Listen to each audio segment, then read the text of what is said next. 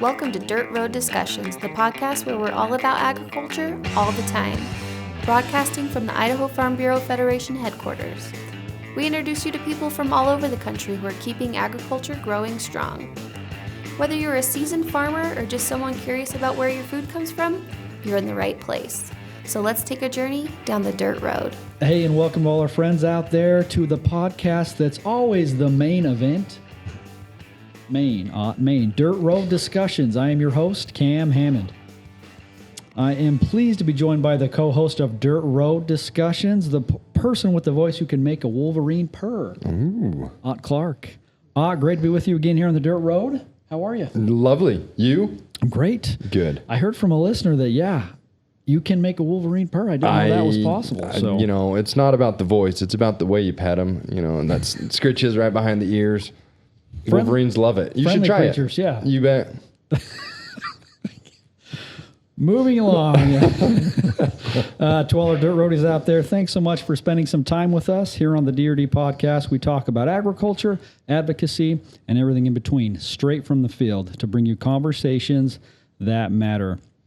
So Dirt Road Discussions has hit the road again, and we are coming to you live from beautiful Boise, Idaho, where we have a very special episode of the podcast today. Ott, you spent some time here in Boise early on in your career, didn't you? I did. I lived over here for a 3 or 4 years, actually. Okay, what'd you think? Beautiful place, a lot of traffic, a lot of people. So I'm glad to be where I am now over in eastern Idaho, where there's a few less people. Definitely growing, right? You One bet. of the fastest growing places in the country, but I heard it's all full though. So no they're more, turning people away. Yeah, Time to go back. Good to know moving forward. What's even more exciting than where we are at is who we have with us in person today. So our guest has officially taken the reins. Yes, reins, not rain, although Idaho farmers could probably use a little bit more of both. Of the Idaho Farm Bureau Federation as its new president. So this is someone who understands that good leadership, like good farming, takes patience, planning, and knowing when to roll up your sleeves and get to work. And that person is Matt Dorsey. And we are thrilled to have him here with us. So President Dorsey, thanks so much for joining us here on Dirt Road Discussions. And how are you? I'm doing well, and thank you for having me come out this nice, foggy, sunshiny morning. Drive-in was a little bit foggy, but looking like it's going to be a nice day, though. Yeah, I'm a seasoned pro at driving in the fog, so it's all good. One of your many talents. So yes, we're excited to visit with you. So congratulations on your election to serve as the Idaho Farm Bureau president. So you've been in your new role for about 6 weeks, which is plenty of time to get everything figured out, I'm sure. So how's your experience been so far? it's been really great. It's been fun. It's been exciting, but plenty of time to get everything kind of like thrown into the bucket, but not enough time to get it all pulled out and put on the calendar or that kind of stuff. So, but it's been great. Everything's been great. It's been really fun, really exciting. Awesome, good. Glad to hear it. So before we jump into your background, though, we usually play a game at the beginning of each episode called Ott Shots. So this is where I test Ott's knowledge with random and oftentimes very difficult questions. So, President, I was thinking that it might be fun to have you play along with us if you're game. Sure. As long as all the wrong answers are Ott's and all the right answers are mine, we'll play. We'll help you through it. That's what I had in mind. That was a confident sure, but we're going to have some fun here. So, okay, here's what I had in mind. So you spent the last year traveling the state, meeting with farmers and ranchers and learning more about their operations. So instead of some questions, what I was thinking is that it might be fun for you to take a minute and reflect back on that experience and maybe share with our listeners the top 2 or 3 things. Let's go 3 experiences, takeaways, or things that you learned from your travels. Does that sound okay? Sure. Yeah, that's great. I feel like you can't get a question wrong here. I'm a little upset that you give him all the easy ones, but I'll allow it. He is the president. That's he true. Earned it. Very true. So one day I may, but no, probably okay. not. Yeah. Sounds good. Okay.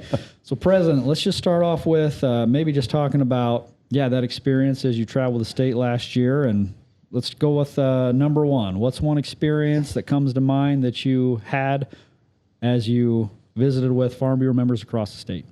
Just the kindness, the hospitality, the the community-minded leaders that we have in Farm Bureau across the state.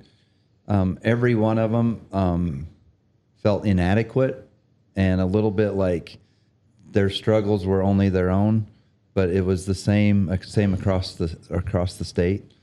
And one thing that was kind of interesting is, they would feel like, hey, we're not doing as good as we could here, but really, my perspective and perception, and as I traveled the state, is they thought their weaknesses were weaknesses, and it was really their strengths. I mean, they're hitting home runs, and didn't even know it. So that was just really, really super fun to get around the state and talk to those folks. But that's the underlying theme of, they're service minded and things they're doing for their communities and for our state. Mm-hmm. That's awesome. Yeah. Yeah, it was great. Super cool. Yeah, I think that a lot of the times our volunteers are doing 3 or 4 different volunteer jobs, and they may feel inadequate at times, but really they're just, like you said, they're knocking it out of the park. So yeah, and that was the thing that we tried to talk about is, if you're not, you're doing Farm Bureau stuff even when you're on the school board, or when you're in your soil water conservation meetings, or planning and zoning stuff, like that is you being a Farm Bureau representative, like in your everyday life, and not trying to schedule a time for a Farm Bureau meeting in a sense. Yeah. So yeah, it's been great. Perfect. Off to a great start here. So, all right, second one. Is there a fun experience you want to share about maybe travel in the state, seeing some of the beautiful parts of the state? Did everything go smoothly? Did you not find a destination one time? Anything like that come to mind? Yeah, it's been fun. It's been fun. I'm kind of one of those guys that, like, I really don't care about, I know I need to get to the office in Boise, right? But about 2 minutes away, I'm like, now, where is the office in Boise? Or where do I park? Or, oh, I knew I was headed to Moscow, Latah County meeting. Where do you meet at? Right. And so that was pretty good. My wife traveled a lot with me through the nights. A lot of it was, just late night, early morning traveling back and forth, which, because most of the meetings are in the evening. And I always thought as a county board member and county president that evening meetings were the best. But as I was traveling, I'm like, those lunchtime meetings, they aren't that bad. Not bad. Yeah, they are pretty decent, So one funny story, I was up in District 5 area, and I wasn't even in the north part of our District 5 area, okay. More of the southern part of District 5. But I was coming home from a meeting, and I was about 2 hours earlier, 2 hours earlier than the previous week. And so cruising along about, midnight, 1 o'clock in the morning, 11, kind of thing. And this night it was like 10 o'clock, and I just looked at my clock, and I'm like, man, I'm 2 hours ahead of time. And anyways, there was one spot in the road where there was a bullseye painted on the rocks, right? And the week before, I'd never noticed the bullseye until I come rolling in there a little bit hot, and I'm like, whoa. And then I looked up and saw the bullseye. Well, this time around, this week, I just looked, I'm like, I'm 2 hours ahead. I am going to slow my roll. I know that bullseye is on that rock, and I'm just going to kind of slow down. And I come around the corner, and all of a sudden I kind of see dust, haze in it's dark, haze in the headlights, and then there's a car parked up there with their hazards on, and I'm like, oh no. Get up there, and unfortunately a hot shotter had hit that bullseye. Oh, pretty much closed the road down. But everybody was safe. He'd already got an ambulance, or not an ambulance, but a tow truck to come and stuff like that. And I'm like, I'm still thinking in my mind, I'm 2 hours ahead, but this is gonna put me in maybe a day later, So I kind of looked around and realized if I move the tire that got knocked off the front of his pickup out of the way and kick a little plastic here or there, just enough room to get my F-150 around and take off. And I kind of felt a little bit guilty about it, but I got home 2 hours earlier than the last trip. So that was kind of a, memorable experience. You bet. Good deal. Good deal. Awesome. Okay, let's go with our last one here. Is there one conversation that comes to mind, maybe with a farmer or rancher, or maybe you're able to go into someone's operation that really sticks out to you? Maybe just share that experience and maybe how that's will help you as you take on this new role as Farm Bureau president. Yeah, so there's just been so many good experiences and stuff. So instead of just speaking about one, I'd like to kind of just talk about like the topics. You go on to the farmer's farm or operation, and obviously commodity prices, right? I mean, it's weighing heavily on them, right? You bet. And it's Farm Bureau's family, right? And I like to focus on the functional part of, dysfunctional family, and so are they. They'll talk about, the generations coming up from behind, my son or my daughter could have went to town and got a job that actually pays instead of just breaking even or costing them. And this year, those conversations were happening all across the state of just their genuine, concern for the multiple generations and their farming operation. And you can't really, draw the line between finance and the operation, right? Because we joke about it all the time about how, it's a lifestyle, right? Farming's a lifestyle. Well, we're in that point where, it is a lifestyle and it's tough. Yeah. It's really tough. President, great job. Awesome hearing about some of those experiences. And so as you can tell, President is a great leader.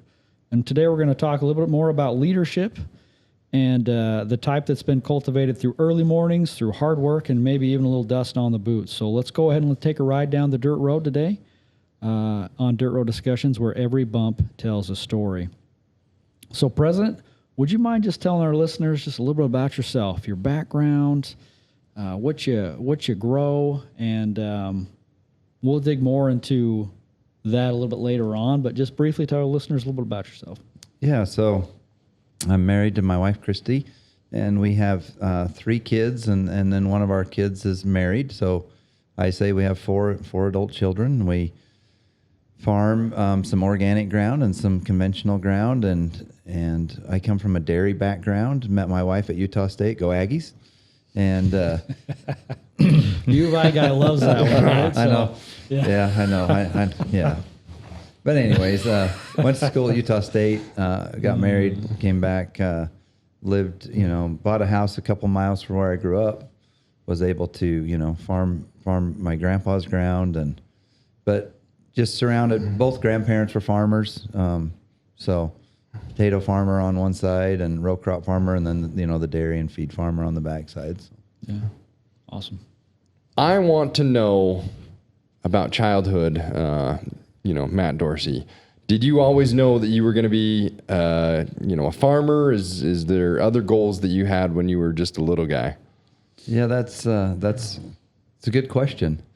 I don't know if I fell on my head too many times, but for some reason between 1 and 5, I can't really, remember anything. I do remember going to kindergarten at 5, heading out for recess, and the next thing I know, I wake up. But I remember heading out to recess, I was going to cross the fence in the ditch where you shouldn't have gone, and then I woke up later. So maybe that first experience in kindergarten kind of just blocked the other memories. But I don't know why, but I just I was a kid of the '80s, right? And I'm sure I was just like every other kid of the '80s. Really, really tough economic times. And our just doing what we're doing. I can remember driving. I was always out, amongst the cows, the calves, feeding, doing that kind of stuff. But I remember when I was 5, first thing I drove kind of on my own, had my own project to do was the skid steer. So I would get on that skid steer and go do that. School, I was always the last person picked on the football team. Although my neighbor kid was the quarterback of the football team, and so just typical, bell bottom, plaid pants, 3/4 sleeve shirt, t-shirt, just kind of that guy. One of my friends that I got in kindergarten, we're still best friends today. Couldn't understand a word he said, but we got along great, right? Because I wanted to listen and he wanted to talk, and hey, didn't matter what was said. So that's kind of my kind of childhood. I was just every waking hour out on the farm doing stuff. I never really thought about doing anything different, just because didn't have time to. But it was fun. Just you could get into so much trouble and get so much accomplished. I didn't think about anything else. Yeah. I hear that the bell bottoms are coming back in style too. So. They totally are in the 3/4 length sleeve t-shirts. Yeah, I mean, yeah, it's exciting. Jacob, dig them out of the big chest underneath your. I should dig them out of the big chest. I was much thinner back then, so not sure about that. Jacob, our producer, I think he's wearing some right now. So yeah. That guy loves bell bottoms. Stylish. Yep. He saw something really cool back in the day, and he's just running. He's a trendsetter. Yeah. He's just going with it. Yeah. All right, awesome. So learn a little more about you as a youngster. So as you started to grow up and you got more involved in agriculture, you went to Utah State. Is that where you first maybe started getting involved with Farm Bureau? Or was that post college that you learned about Farm Bureau, and how did that Farm Bureau journey start? Yeah, that's cool. So I feel like my Farm Bureau journey started before I knew about Farm Bureau. Okay. Right? Yeah. Like I said, I was really heavily influenced by my grandparents, and I did a lot of work with my grandparents all the time. Just wanted to hang out with them and stuff, and my grandpa was involved heavily in the potato commission in the early days. And I remember him coming to Boise. He farmed down in the Paul area. And I remember him coming to Boise, and I was always so glad to come over, and meet with him down at the riverside. Didn't know what was going on, right? But I just knew that he was here. He was involved. He was doing things. And so those were always the kind of the level of discussions that we had. And my grandpa Dorsey, his house was right across the road from the Sims Fruit Ranch house. So, which is Senator Steve Sims. And so we were just, it was just family. Like we just, and so as Steve, ran for office and was politically involved, I was just there, I was just involved. It was just the way it was politics wise. And then of course it fell right into farming, and realized, we're out here, but there's a whole different big world out there. And so yeah, that's kind of like, I guess so my Farm Bureau journey really didn't start until after Christy and I were married. We'd gotten involved in the Young Cooperators program for the dairy industry. So it's kind of like our YF&R program in Farm Bureau. And so we went, we traveled the state and the nation. We were elected the chair couple of the National Milk, program. Went up there and lobbied and stuff like that, and just had a good experience doing that. But then that was my aha moment when Farm Bureau did come into my life. At the same time, I went through LIA, and Farm Bureau sponsored me. Okay. So I went to the county meetings to tell them about the sponsorship, and all this is kind of going on all at the same time, kind of thing, raising kids. And that was my aha moment, was Farm Bureau has the grassroots voice, right? Where when we got back there to National Milk, it was a lot of industry driven stuff. They didn't not represent the producers, but that was kind of more of the angle there. And so that was my aha moment with Farm Bureau, is the fact that we have it all. We have it from the county all the way up to Washington, D.C. Yeah. Very cool. Do you remember your first Farm Bureau conference that you attended, and do you remember a moment where you're like, oh man, I want to be a leader in this organization? Yeah. Thanks for that question. I do remember. I'm not saying it was my first moment, but one of my most memorable ones is my wife and I were able to, we're serving on the county board at the time, and they asked us to go to Sun Valley. We had a conference up in Sun Valley, and that's we'd only been to Sun Valley a couple other times. She was in education and had a couple of meetings there, so I went with her. But anyways, we went to the annual meeting there in Sun Valley, and it was an election. It was an election process, and one of our county board members was running for the vice president seat, and so he'd asked me to count, right? So we went to the House of Delegates floor, and I remember sitting there, and I was right behind some of the people on the resolution committee that had put forth all these resolutions, right? And then right ahead of me were the people that, the resolution committee has no say in what resolutions we're talking about. These need to come from the counties, and so I was just right in the middle of both trains of thought. And I could hear the conversation between both, and I love being in the middle of that. Yeah. I love being able to listen to the legitimate concerns of one side of the issue, and then the legitimate concerns of the other side of the issue. And so I was just loving that discussion, just sitting there listening and just kind of being in the middle and trying to say, hey, where do we have common ground? And where can this, come out? And as the process unfolded, exactly that happened, right? The passion from both sides came. And when we got all done with it, we found the middle ground, and we had strong policy from that. So, but the thing that is really, really crazy is I met a very, very dear and great friend in that process, because I was selected to count votes for the one candidate. He was selected to count votes for the other candidate. And just like my experience being in between both contrarian opinions, if you will, I walk into this room and here's this guy counting for the other candidate, right? The other guy. And I don't know why, but we hit it off right then. We hit it off right then, and we just sat down and we counted the ballots, and a lot of time and effort had gone into those ballots, right? With the candidates Amen. On the other side.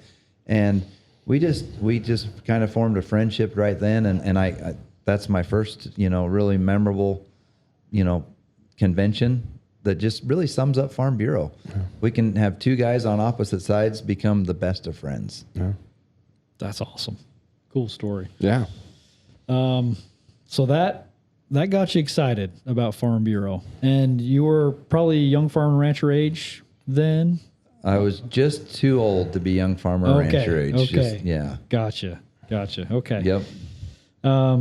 So as from there, as you started to get more involved, you went and served on your county board. Mm-hmm. And then from there, talk us more from that experience on. I think you served as county president as well. Yes. So could you tell us more about that experience? Yeah. So, a lot of things were going on in our young married lives. We were, serving on that board.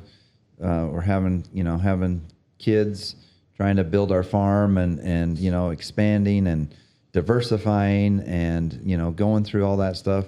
Same time I wanted to get a charter school started in our district. And so we were founding, being the founders of a charter school, serving on the county board. And that's where I realized this concept of we don't have to have separate programs, right? We're doing it all at the same time. And you have to have focus, right? So when we sit in the Farm Bureau meetings, we would focus on ag issues, right?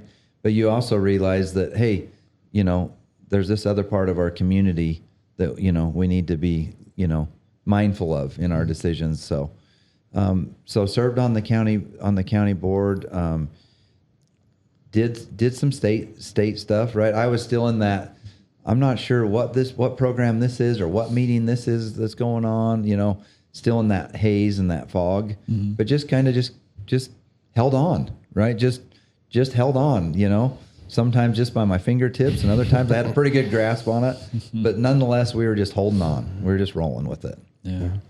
Just keep showing up. I think that's the best thing is, you may not know what you're doing, but as long as you keep showing up, you're going to keep making progress.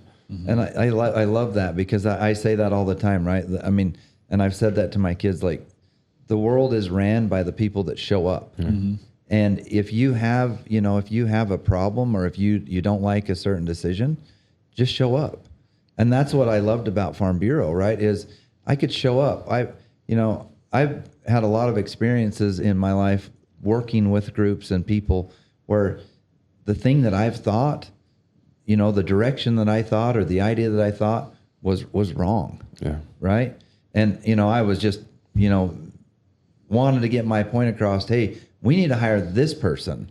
And, and they're like, no, we need to hire this. What I loved about Farm Bureau is that ability to just really just be passionate about what our ideas are and then move forward. And I'll be the first one to say, like, I'm the best guy in the room to say what we shouldn't do. And there's value to that, right? There's value to that because then at least we can say, yeah, we thought about that. And no, we're not going to go that way. And if you don't do that, you never know. So that's been I love Farm Bureau for that we have that place and that process available for us to really, have our passions, voice them, communicate them, and then, come to a good decision and move forward. Yeah. Great points.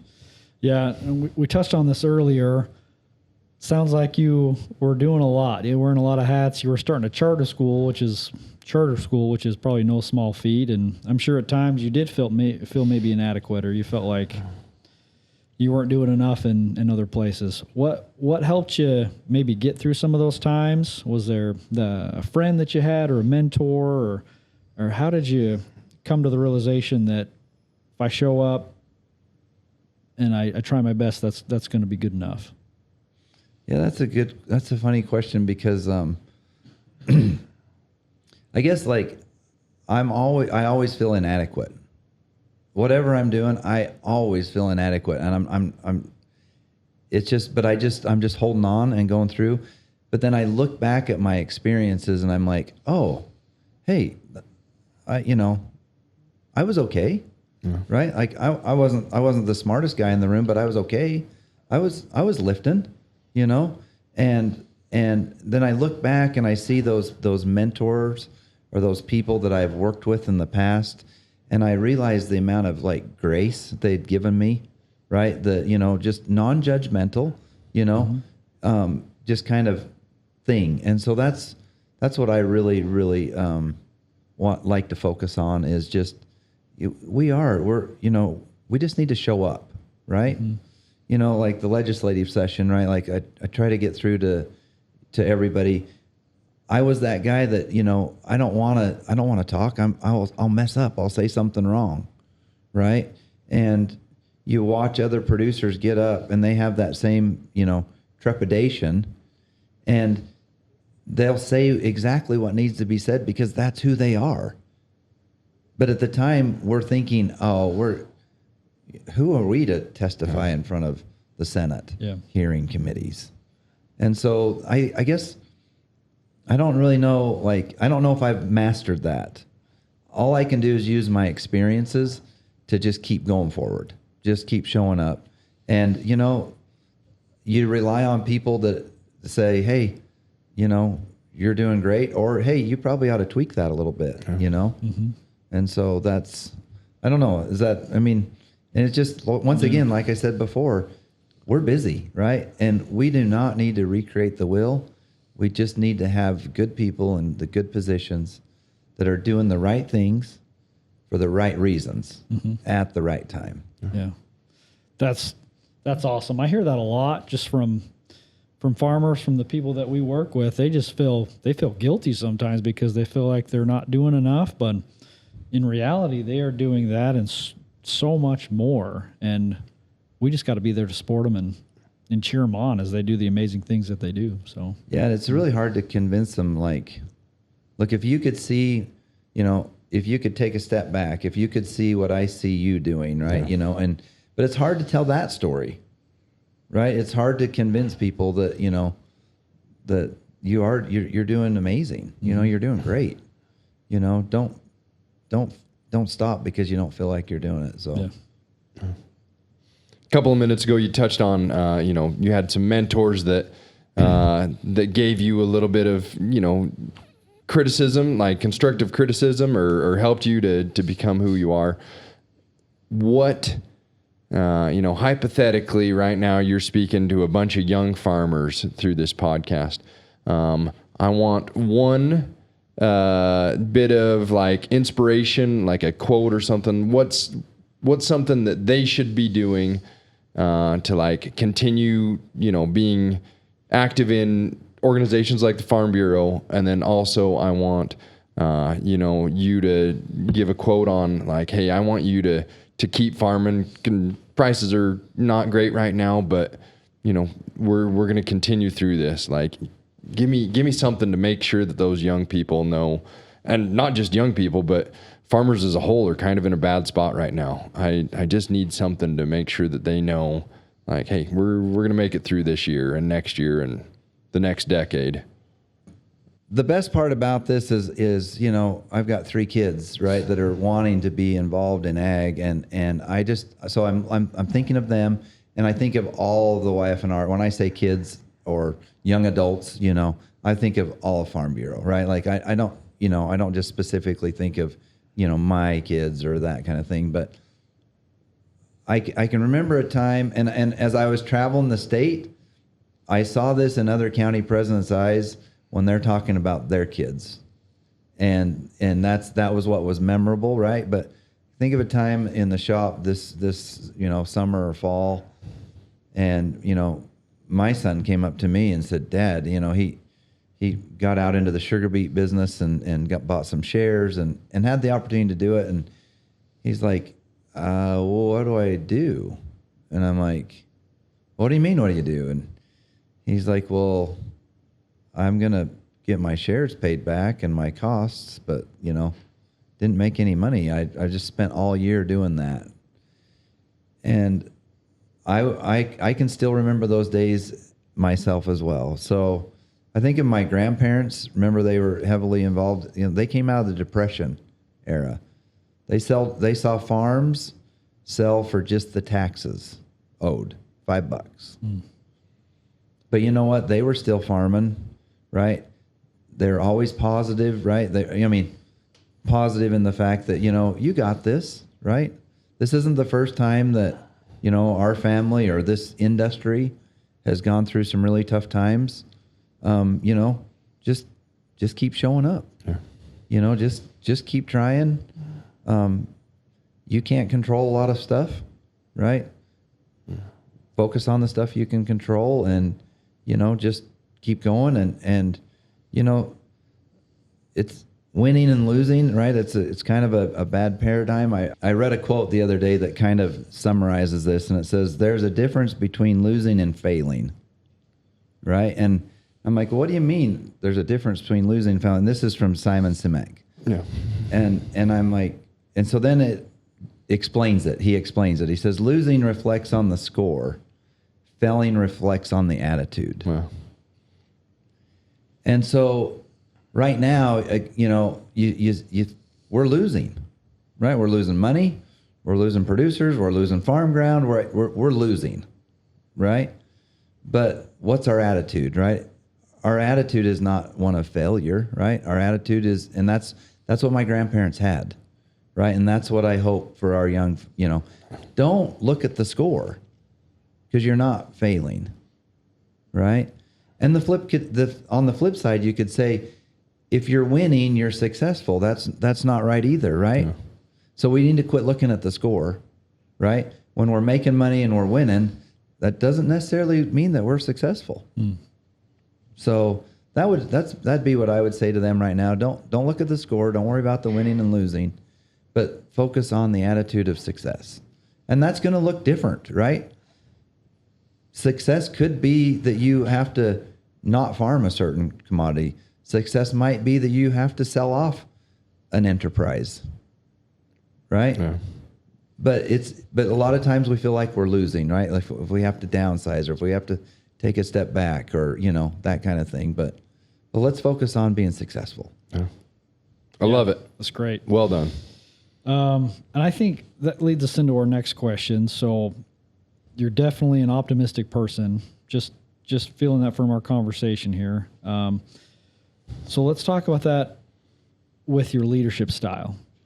If you were to describe your leadership style and your approach as you step into this role, what would that entail? Besides the optimism. Yeah, that's funny that you say I'm an optimist, because most people would say that I'm a realist. All right. And a lot of times, being a realist, brings out some pretty real issues, right? Yeah. Mm-hmm. But that's my leadership style. I go back to my grandparents again. They've come through the Depression, still, doing what they were doing, kind of thing. But they would say things like, "Well, if you could do it the way you want, but if I was doing it, I would do it this way." And that was it. And I went ahead and did it the way I wanted, right? And then they never came and said, I told you so, right? Yeah. They waited for me to come back and say, I understand now why you would do it the way you want, that you would do. So my leadership style goes back to my life and my experiences. I played a little baseball, not as cool as you. There we go. Not as cool as you. We're going to talk about baseball for the next 2 minutes. That was the only sport that I was allowed to play growing up. And that was because a business partner of my father's was a coach, coached a baseball team, and he dairied as well. And so that was the only sport I could play. But that's because he'd come grab me. We'd go to practice, and then I'd be back home to feed the calves and feed the cows, right? And he understood that lifestyle. But I wasn't very good. At least I didn't think I was very good, right? And my whole baseball kind of career, I always felt like I was the guy that never got picked to be on the teams, right? And so when I was a junior in high school, I had to play on the JV team, and I just felt like that was just so bad that I was a junior playing on the JV team, and just no good kind of thing, right? Like I didn't make the mark. But if you step back, and this is my leadership style, is I want to step back, and if I step back then at that time, I can say, hey, young Matt, young farmer, seasoned farmer, take a step back and say, you realize that you're playing in a high school program that has had multiple state championships back to back to back to back. Playing on the JV team in a multiple state championship team, right, is not a bad thing. Yeah. And it didn't reflect on me as a player as much as it reflected on a program that was doing really great, and they didn't need a center fielder. Yeah. Right? They had a center fielder on that team already. And I remember that coach, and he presented the awards at the end of the thing, and he presented me, a baseball. I still have it. And it was an MVP baseball, and I had the highest batting average, and I had the best statistics. But I didn't really fully realize that until maybe 10 or 15 years ago, when my daughter and my son were playing baseball, and they were having those same concerns, right? Like, we're just not that good. And they had the same situation, right? You're part of a program.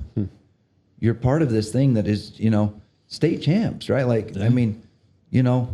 It's okay to be that player, just to lift where you stand kind of thing. And that's really my leadership is I hope twofold, right? I hope that I can get that across to our members, that, you are who you are. And then the second thing is I want to hear from our members, right? Like I'm happy to steer the ship, if you will, but they got to say where they want the ship steered. Mm-hmm. It's just that's my style is more kind of, hey, let's get together, let's collaborate, and then let's go forward. As being a chairman of the school board, now being the chairman of the state board, my style is to listen and try to get those conversations going, right? Try to be in the middle. Try to get the contentious issues out on the table and address both sides. And, that's what I've found in my, life that has been successful, even though at the time I feel inadequate. Yeah. See that, Ott? Agriculture and baseball just teach us the greatest life lessons. They don't work they? hand in hand. They do. What's more American than those two subjects? We just need to make a spin-off podcast called like Dirt Ball Outfield time with Cameron Hammond. Matt and I will do that. Okay. Like maybe Yeah. like the dirt baseline, Dirt baseline baseline. discussion. Yeah, shortstop. Yeah, in this world of turf everything, We got it. Yeah. Let's get back to dirt, right? All right, Yeah. let's Yeah. get out of this discussion. Cameron, would you mind if we did a lightning round? Let's do it. Yeah, absolutely. President Dorsey, just some quick lightning round questions. We're going to have 5 or 10 different questions and just keep them short and simple. You want to go first? You want me to go first? Let's do it. Actually, Not correct, just short and simple. Short and simple is good enough all right, for us. All right, the bar has been set. Yeah. Short and simple. I actually saw this driving into the office. So there is a Dorsey's music store. Yes, If you're familiar, I am familiar. Okay. Yes. It said that it had like in the marquee clarinets or something on sound. I thought Ott probably plays a clarinet, but anyway, if you had to play a musical instrument, what would it be? Well, I played the trombone and the baritone in junior high. So, and I bought the trombone at Dorsey Music. That's his first name, Dorsey. His last name was Wheeler. So probably not related. That makes sense. Okay, very cool though. Identical twins, right? Twins, We're identical, yeah. Separated at Yeah. birth. Trombone. Okay. There we go. You traveled Idaho this year? Most beautiful place in Idaho. Every place. I mean, there is just beauty in every place. I'm not even kidding.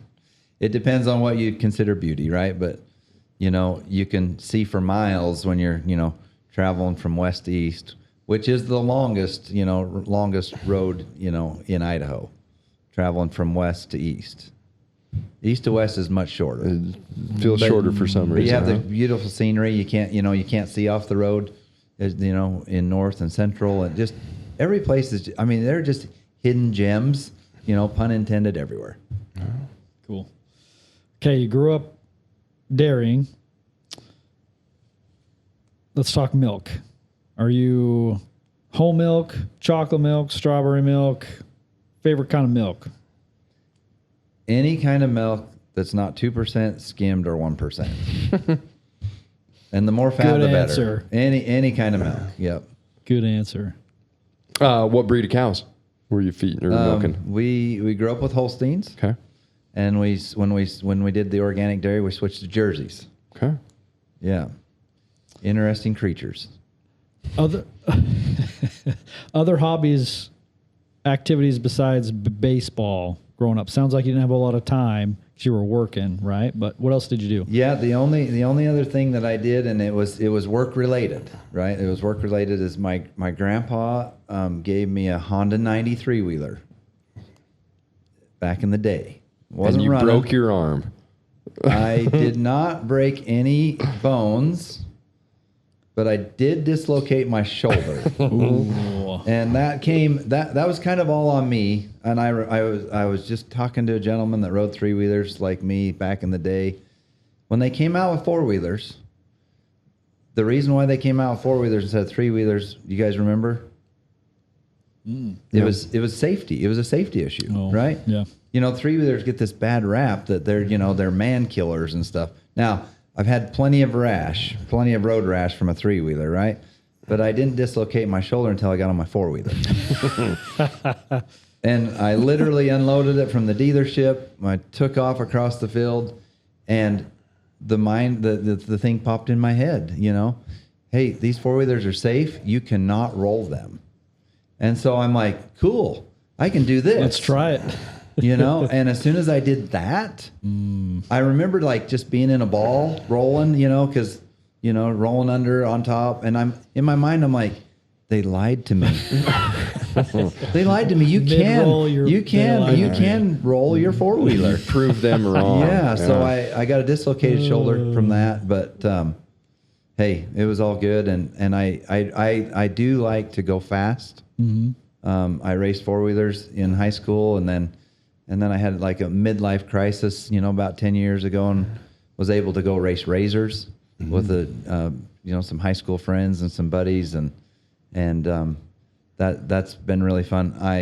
I'm not as fast as I used to be, but that must mean that I was really good back then, right? Really good. That's hilarious. They lied to me. Favorite crops that you grow? Gosh, I kind of like all crops. I kind of dig that. Obviously every crop has like a little different thing, running the swather, I would run the swather all night and then we'd chop in the day, when we had the crew. That's pretty rewarding, being able to knock that down. I have not plowed, because I don't want to get the no-till guys mad at me. I haven't plowed for years, but that was pretty rewarding too. Plowing, just that, that nice smell that, is costly. We don't want to go there, but anyways, so every crop has the corn, when my wife and I first got married, I told her, I'm like, in the middle of the night, we had our house, around in the cornfield, if you will, and no air conditioning, so we'd leave the windows open, and I'm like, hey, if you lay here and you're quiet, you can actually hear the corn grow, and that's that's kind of true, but kind of thing. So every crop is just interesting and just fun. It's just neat to just throw that seed out there and then work and just see the potential that it brings at the end. He said he digs all crops, so he's going to fit in well here on the podcast. He said a pun about gems. Like there's gems all over. Yeah. He's just knocking them out of the park left and right here. You guys are cut from the same cloth, yeah, I think. I think so. What would you be doing if you weren't a farmer? Yeah, my farming career has been, diversified and strategic and stuff. And I was talking to my cousin, and she's like, your whole life you just talked about what you could do to be more successful and stuff. She's like, but you're just a farmer. You're just, that's just who you are, what you do. And so whether I'm keeping score on financial stuff, right? It's just, I feel like we're just being successful, just being a farmer, doing whatever we do, whatever we can do. Okay. So I don't know, I like the debate kind of stuff, but I wouldn't want to have to study like a lawyer. I don't want to have to read like a lawyer. Yeah. Politics are cool. I like politics, but I don't want to be a politician, if that makes sense. Mm-hmm. I want to be a statesman, I think that's where it's at. So, sit down to a meal. What's your go-to? What's your favorite food staple that you just love to eat? Ribeye. Okay. Whole milk. Beautiful. Now, if I can't have that, that's when I sit down to a meal. Peanut butter, honey, open face, glass of whole milk. Every that's every day. That's just how it. That's it. It's a lot easier to make than a ribeye. Well, yeah, and I'm good at it. I'm good at I mean, like if you haven't had one of my peanut butter and honey sandwiches, you cannot judge peanut butter and honey sandwiches. Just saying. So, okay, I'm gonna throw this out here. You got to try it. Let me know what you think. So next time you sit down with your peanut butter sandwich, get yourself a bowl of chili, eat it together. It's wonderful. Okay. This seems like an April Fool's prank. No, it's an Indiana thing. Indiana, every time they have chili, they eat it with a peanut butter sandwich, and it's amazing. So okay. Anyway, hey, you can't go wrong. You can't go wrong with chili or peanut butter. Yeah, and that's sandwiches. true. Yeah, you heard it here first. Cooking with Cameron. Give it a shot. All right, I have a question, but I'd like a slightly longer answer. You've mentioned your grandparents several times. What is one thing that they would be blown away by within the world of agriculture, 40 years later, 50 years after they've kind of been done farming? Yeah, how do you blow away a generation that started or saw farming with a team? Yeah. And ended their career with tractors, right? Like, I don't know how you would blow them away. Now, what would blow you away between, when you were 30 getting started and where you are now? Yeah, and same thing for me, that's what I'm saying. Like for them, these are the conversations I have with my kids, right? Like, hey, I was on the cab tractor at night, no lights, and when we're disking, you can see the disc mark, and you had fire coming out the exhaust, 2 or 3 feet. Like that's what we were doing. That was a tractor. I mean, that was it, right? And now you go out there in the fog or the dust, and you can push a button, and it drives the tractor. That's pretty amazing. Mm-hmm. But that being said, I make my kids learn how to drive it manually. They need to know where that edge is at. They need to know before they get close to that telephone pole where that piece of equipment's hanging out. They're not just looking at a screen, punching a button, that kind of thing. It's just constantly changing in ag, right? Like we're always shucking and jiving, so that's the mentality you got to have. You can't have the mentality of getting blown away, right? You've just got to be ready to expect it and accept it and go on, or accept it and say, yeah, no, we're not going to do that. We're going to stick with the tried and true. Awesome. Love it. President, you survived the lightning round. Awesome job. That was fun. Phew. Yeah. We're not keeping score though, right? No, we're not. It's good. Yeah. We only 10 keep for 10. score when Ott plays. So anyway, President, we've just got a few more questions here. So we've touched on this earlier. Right now, you're stepping into your position in some difficult times. We talked about commodity prices. We've got water issues, labor, regulation type issues. So, what are some of your top priorities as president with all this going on? Yeah, that's a good question. Got a lot of different different things, because everything is so impactful, and I really like focusing on the YF&R stuff right now. I mean, we have that, focusing on how to get the talents of our members highlighted and showcased, because it's just amazing. The depth of talent that we have out there in these counties is just amazing. The stuff that they're capable of doing, if they're just in the right spot, is amazing. Giving them the courage to do it, getting them to show up and be a part of that and see that. That's a huge thing. We have all the legislative things, the labor thing. I just was in D.C., a week after I was, elected, talking to our congressman about labor and commodity prices, all this kind of stuff. So, my main thing is to make sure that the producer has a voice and that Farm Bureau is focused on the producer's perspective. Not saying that is the way that we go, but at least we're going to start there, and we're going to try as hard as we can to do what we can for our producers. And if we have to give a little bit here and there, that's okay, right? Because that's what makes good policy. But as long as we're focusing on the producer's perspective moving forward, I think that's my main goal, and I think that covers everything. I think if we just start there, every topic that we talk about, the preserving ag lands topics that are near and dear to our hearts, and everybody's concerned about it, and we're all talking about it. I think it's Farm Bureau's role to bring the producer's perspective to the table, even if it might not go anywhere. But at least we bring it to the table and we say, this is what would help. This is what it would help our farmers, which is going to help our ag land. You can't save ag land without saving the farmer. Yeah. And in this world right now, and where we're at in this really, really trying times, we're gonna get back to the producer, because he's the one that's gonna be still here when the dust settles.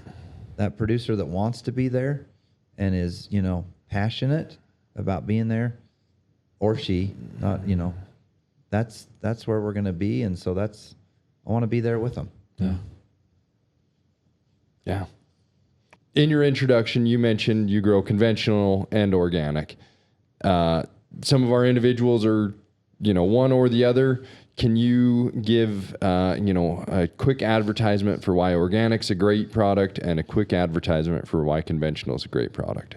Yeah, that's an easy one, right? I mean, that's what we do, right? The difference between organic or conventional or any other niche market is really management style, right?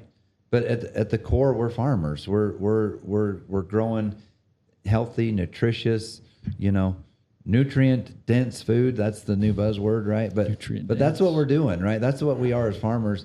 And really it's just it's a management style. And obviously marketing kicks in to that, and that's really where you get a lot of the rub, right? Is, and in our world, if you say, hey, I'm a good farmer, then the next guy's like, well, are you saying that I'm a bad farmer?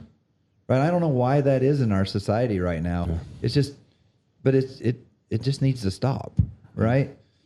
Just because you say this guy's a good farmer doesn't mean, or if you say, yeah, I'm doing this, doesn't mean that guy's a bad farmer. And that's really needs to stop. But yeah, it's just a management style. The way I raise my organic crops is I don't use the list of prohibited substances, and I manage accordingly. And so I have to raise my corn a little bit differently than I do, on the conventional side of things. And we're willing to try to do that. And, there's always pluses and minuses to everything. That's the other thing is like when we get focused on one program, and we think it's the savior or it's going to, the silver bullet, if you will, you can just shoot that thing right, make it look like Swiss cheese in the end, Mm-hmm.